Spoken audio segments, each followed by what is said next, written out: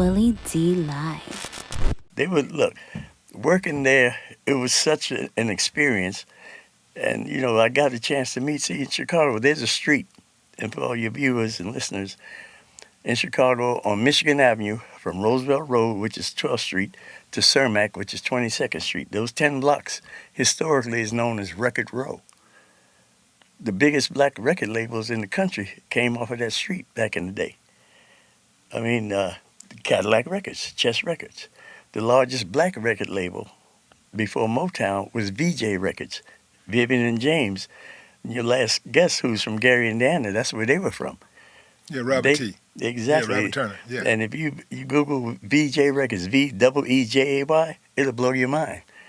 The soundtrack of the lives that came out of that building, which is still there in Chicago, is 1349 Michigan Avenue. It was amazing. From Tyrone Davis to Shy Lights and Jackie Wilson, Curtis Mayfield, Sam Cooke. I mean, just in that block. But it wasn't like you would think Bourbon Street or people hanging. It was an industrial street back then. And so back then, if you were a musician at Chess Records, then you couldn't go down and play at VJ Records. Every label had its own sound, and it reflected in the musicians. When I started there, Ramsey Lewis, the piano player, played the jazz and what have you. His drummer was Maurice White, who created Earth, Wind and Fire. Yeah. Him and Charles Stephanie. But see, again, me and Minnie, we were kids, but we would go to the clubs and they would let us in. And so it was an experience for me. And time went on. One of my mentors was Clarence Avant. Wow. Ernie and George Lena, United Record Distributors. Wow, man. I really was in school and didn't know it. And you then, got the foundation, bro. Yeah. You got a solid foundation. Yeah. So when I decided to go open my own store, I worked for another black man. His name was Jimmy Manette. That's 68. Yeah. Yeah. He owned One Stop Records Incorporated. He had a number of wholesale houses and retail stores. Right. And he created a thing. We had mobile one-stops. I used to sell records wholesale out the trunk of my car to all the different mom and pop stores. It would be like Lee and Bob's Cleaners and Records, Sonny's TV Repair and Records.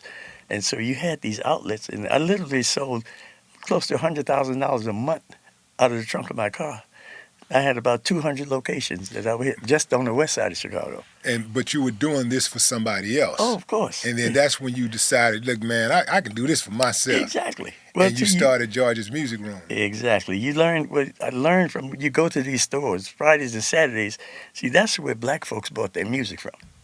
The chain stores didn't have it. The downtown department stores didn't have black music. In Chicago, there was one white store called Rose Records on Wabash in downtown Chicago. Basically the only store that really sold black music. But you go to your neighborhood stores, back then, the only reason you didn't have a job, your ass didn't want to work. And so Fridays, Saturdays, man, you get your paycheck, you go to the cleaners, you go to the liquor store, and you come to the record shop. You get that music. You have the basement parties, blue lights, and at my peak, I had 15 full-time employees, and they all walked to work. I gave them their first jobs. They were 13, 14 years old. I was like Mr. Miyagi, man. But you started off, you were the only employee for 3 years. Exactly. At George's Music Room, right? Yep. My first store in the same block, I convinced the landlord to give me 90 days credit on the rent. That first store. I went and bought 145 and 6 albums. Now, how did you convince him? Where did you get this business acumen from? Well, part of it came from Fifth Ward, too, because I was sent down here. But my mother worked until the last half an hour before I was born in my parents' first restaurant in the Bronx, New York. And so seeing that, being exposed to that type of work ethic, then Mom and Dad got divorced, and it was me and my mother. We moved a couple of times, and then one day she comes home. I'm getting ready to start 7th grade, and she says, "Hey, you want to go to Texas and live with your grandmother?" I said, "Yeah." I had been watching Roy Rogers and all that on TV. You understand? Look, I took a train down. I started crying when I saw cars. I thought they were gonna pick me up at the stagecoach. Yeah. I swear, I go to Texas. Yeah. And my grandmother owned Mama Alice's Cafe on Orleans and Gregg Street, right across from E.O. Smith. Mm-hmm. the school I went to for 7th grade. Yeah, I went to E.O. Smith in 7th grade. Yeah. Just 7th grade. Yeah, a different era, Yeah, of course. different, But right. yeah, this is when the fire department was on the other side of the street, and Mom Alice's Cafe was right next door to the fire department. We lived behind the cafe. And I used to have to get up in the morning, open the cafe, get it ready, and then I'd go to school. Yeah. So the work ethic was instilled in me at a young age.